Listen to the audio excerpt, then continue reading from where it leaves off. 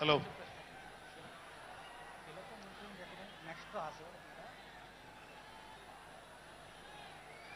12వ ఆవిర్భావ దినోత్సవం గ్రాండ్గా జరుగుతున్నటువంటి మన జనసేన పార్టీ ఈ సభకి విచ్చేసినటువంటి కార్యకర్తలకి, జన సైనికులకి, వీర మహిళలకి అందరికీ, అలాగే ఇక్కడ ఉన్న లీడర్స్ అందరికీ, నాయకులందరికీ, మహిళా నాయకురాళ్ళందరికీ కూడా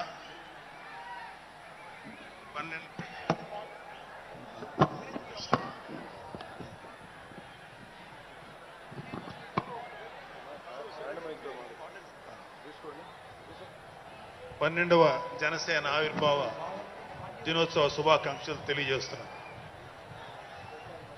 అంటే కొంచెం 2 మినిట్స్ ఎక్స్ట్రా ఉంటుంది తాతారావు గారు, కొంచెం నన్ను అలౌ చేయండి. 2 నిమిషాలంటే కొంచెం కష్టం. సో కొన్ని సందర్భాల్లో మాట్లాడటం, మాటలు కరువు అవుతాయి, ఏం మాట్లాడాలో అర్థం కాదు. ఎందుకంటే ఒక సంవత్సరం, దాదాపు 9 నెలలు 10 నెలల క్రితం మనం అధికారంలో లేవు. అప్పుడు మనకి ఎలాంటి విషయాన్నైనా, ఏ విషయాన్నైనా తీవ్రంగా మాట్లాడగలిగేటువంటి శక్తి ఉంది. కానీ ఇప్పుడు అధికారం వచ్చిన తర్వాత మనం ఒళ్ళు దగ్గర పెట్టుకొని చాలా కేర్ఫుల్గా ఉండాలి.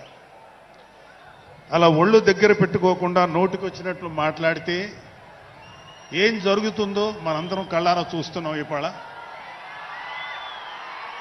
అహంకారం తలకెక్కి నోటికొచ్చినట్లు మాట్లాడి చిన్న పెద్ద తేడా లేకుండా బిహేవ్ చేసినటువంటి, మాట్లాడినటువంటి కొంతమంది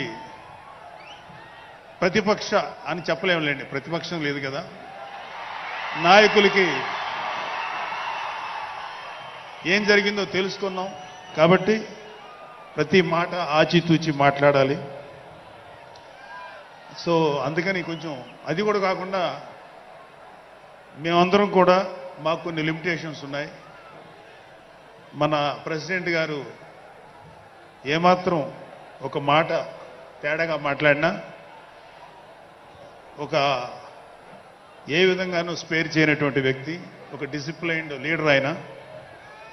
సో ఆయన ఆధ్వర్యంలో చాలా జాగ్రత్తగా పనిచేస్తాం, జాగ్రత్తగా మాట్లాడతాం. Thank you very much.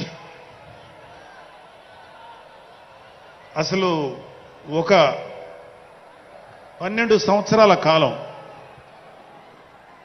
అంటే మన హిందూ సాంప్రదాయంలో 12 సంవత్సరాలకి ఒక ప్రత్యేకత ఉంది. మన కృష్ణ, గోదావరి లాంటి నదులకి పుష్కరాలు జరుగుతుంటాయి. చాలా పవిత్రమైన రోజులు అవి. అలాగా మిగతా అన్ని ఆవిర్భావ సభలు ఒక ఎత్తు అయితే, ఈ 12వ ఆవిర్భావ సభ ఒక నదికి వచ్చిన పుష్కరాలు ఎంత పవిత్రమైనయో అంత గొప్ప రోజు ఈరోజు. సో ఈ అవకాశం మనకి ఇచ్చినటువంటి పవన్ కళ్యాణ్ గారికి మనం అందరం సదా కృతజ్ఞులై ఉండాలి. ఇప్పుడు పవన్